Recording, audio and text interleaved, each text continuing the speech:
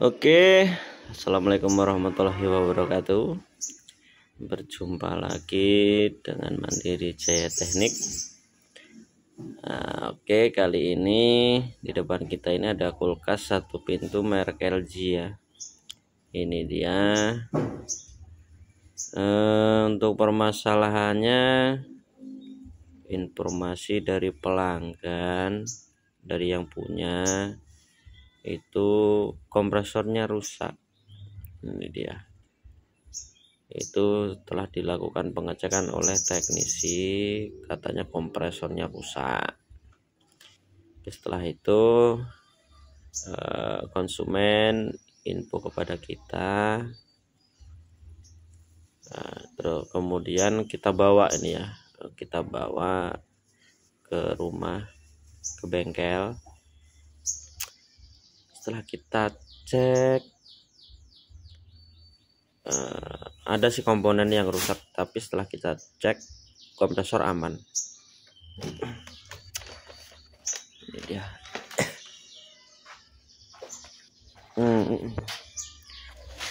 Ini dia kompresornya. Ini sekedar apa ya, sharing aja ya. Kalau untuk kulkas model old atau model lama seperti ini, untuk kompresor ini bagus ya, karena di dalamnya ini kumparannya masih menggunakan tembaga, jadi bisa dikatakan awet, bagus.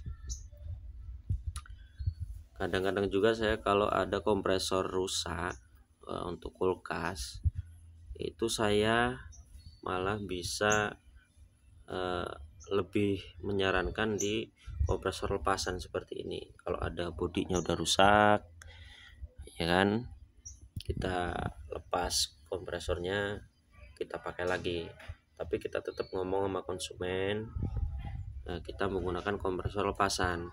Dan itu kalau saya dari Mandiri Jaya Teknik pribadi bisa memberi garansi, bisa sampai 5 bulan saya kasih garansi kalau untuk kompresor copotan seperti ini. Nah, contohnya ini, kita ada beberapa stok ini buat satu pintu ya. Ini kompresor lepasan semuanya, ada 2, ada 3. Tuh, kita nyarinya itu di apa namanya, tukang rongsok ya. Kita kerjasama sama tukang rongsok, kalau dia dapat kita ambil kompresornya ini ya. Ini dia. Tapi kita harus terus terang sama konsumen, karena kalau untuk kompresor baru kita beli keluar dari toko, kita kembaliin lagi udah nggak bisa.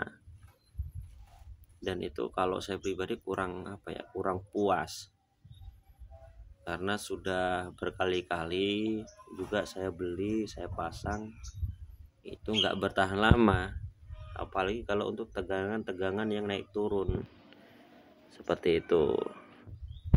Tapi kalau untuk kompresor lepasan, saya bisa kasih garansi bisa sampai 5 bulan seperti itu ya kawan-kawannya. Oke, di sini saya akan kasih tunjuk gimana sih pengecekan kalau kompresor itu rusak atau komponen sebelum kompresornya yang rusak ya. Ini untuk kulkas satu pintunya. Yang pertama, kompresor bukan rusak tapi overload ya. Overload itu bisa disebabkan karena ketika saat mati lampu sebentar ya, terus kemudian nggak ada 1 menit hidup lagi, dengan posisi kulkas ini awalnya hidup nyolok ya, colokan masih standby nyolok. Nah itu kebanyakan kulkas atau ya kulkas ya khususnya, itu ketika mati lampu sebentar kemudian hidup lagi, kompresor ini nanti nggak bakal hidup gitu loh.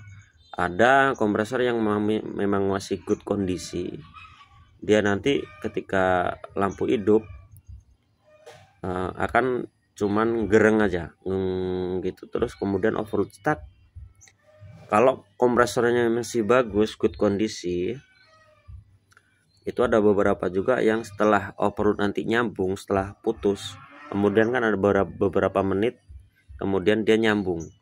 Nah, dia akan hidup, langsung bisa hidup. Tapi ada beberapa yang bablas karena kompresor panas, overload nyambung, dia tetap nggak mau hidup, ada suara bunyi cetak, beberapa menit lagi cetak. Nah, itu coba langkah pertamanya kita cabut dulu colokannya, kita tunggu setengah jam, nggak usah lama-lama, setengah jam. Kalau udah lama dia bunyi cetak-cetaknya, kita patiin sekitar 1 jam atau 2 jam, nggak apa-apa. Kita dinginin dulu kompresornya, karena pada saat mati lampu dan hidup lagi itu kadang-kadang voltase listrik itu nggak normal ya. Bisa jadi posisi dia setelah hidup itu kadang-kadang voltasenya rendah, seperti itu. Itu yang pertama ya. Nah, yang kedua kita cek bagian ini dia, PTC relay dan overloadnya di sini. Nah, kalau untuk ciri-ciri overloadnya yang rusak itu bisa dilihat saat kita colokan.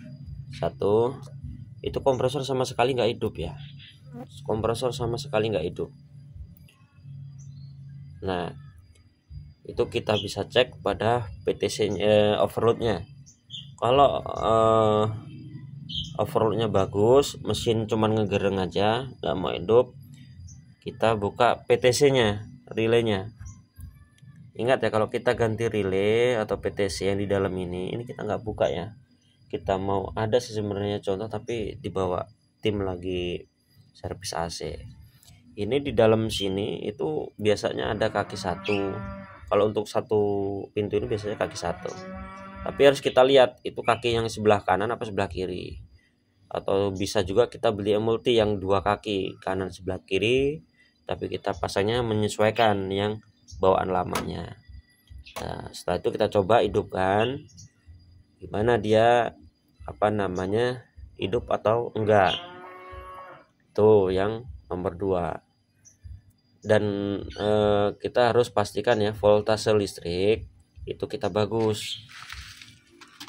Dan kabel colokan ini juga yang nomor 3. Kabel colokan ini ada beberapa konsumen tuh yang meremehkan ya. Beli kabel yang bener kabel putih seperti ini, tapi itu yang sangat murah, sangat biasa, yang kecil, dalamnya kecil banget. Nah, itu lama kepakai juga. Itu ketika dipakai start awal dari kompresor bisa mengakibatkan listrik yang masuk ke sini, masuk ke kulkas itu drop. Itu bukan karena voltase dari PL-nya, tapi karena instalasinya yang kurang, karena kabelnya kecil. Ketika ini kompresor butuh start awal listrik yang voltase bagus, dia drop. Nah, itu bisa juga mengakibatkan kompresor tidak mau start. Kita bisa coba untuk pindah colokan dulu, colokan yang awal ibaratnya seperti ini, kita coba pindah ke colokan yang lain.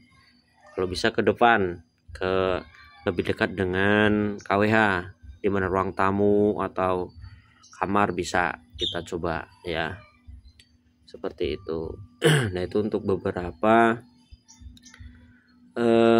tips untuk memastikan bahwasannya benar atau enggak kompresor ini rusak ya. Kalau untuk dua-duanya PTC overload udah kita ganti, terus udah kita matikan untuk beberapa jam, kita colokan tetap dia nggak mau hidup, nggak mau start, yaitu udah bisa dikatakan kompresor udah nggak bagus ya, udah rusak. Ada juga untuk tipe kompresor yang dia mau rusak itu ada gejala awal agak nyetrum dikit-dikit. Nah, itu tuh sebenarnya kompresor sudah mulai ada problem ya, ada permasalahan. Tapi kalau untuk nyetrum kita cek dulu untuk perkabelan, biasanya ada tikus atau yang ya tikus lah kebanyakan, dia menggigit kabel dan menyenggol pada bodi kulkas. Tapi kalau untuk kabel aman ya bisa jadi untuk pada kompresor. Kalau bisa, kalau udah nyetrum, lebih amannya kita cabut, kita panggil teknisi. Dan kalau teknisi sudah vonis itu kompresor, yang mau nggak mau diganti, karena itu sangat fatal ya. Lama-lama nanti strumnya itu besar, gede, dan sangat bahaya untuk kita ya. Makanya kalau diwanti-wanti, kalau untuk kulkas nyetrum itu jangan dipakai lagi, dicabut lebih amannya. Itu kalau kondisi kaki kita basah itu lebih besar lagi ininya, strumnya. Untuk lebih amannya kita undang teknisi gimana bagusnya, karena itu udah positif kompresor bermasalah. Nah itu tadi, sebelum kita undang teknisi ya kita bisa cek untuk perkabelan, untuk relay dan PTC. Untuk relay dan PTC kalau ada jualan spare part kita bawa contohnya ya, kita bawa contohnya aja, karena setiap merek kulkas itu PTC beda di soketan, entah soketan kanan atau kiri. Kalau bisa beli yang multi, yang dua soketan, nanti kita pakai yang sama kanan atau kiri gitu ya. Ya oke, demikian untuk sharingnya kali ini ya, perihal apa itu pengecekan kompresor ya untuk kulkas satu pintu. Untuk video selanjutnya nanti kita buatkan untuk pengecekan kompresor kulkas 2 pintu, karena itu komponennya lebih banyak lagi, kita lebih detail lagi ya gitu. Oke, sekian, terima kasih, mudah-mudahan bermanfaat ya untuk kawan-kawan semuanya. Jadi wassalamualaikum warahmatullahi wabarakatuh.